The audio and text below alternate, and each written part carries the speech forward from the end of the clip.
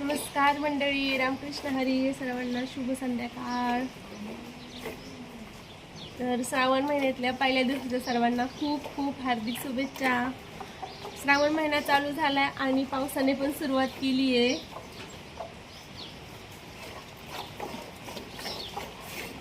तुमच्याकडे आहे का पाऊस? कमेंट करून सांगा. आमच्याकडे तो भरपूर पाऊस आहे. सकाळपासून पाऊस चालू आहे. पाऊस चालू जर असला तर पिऊशी वाटतो तो म्हणजे गरम गरम चहा.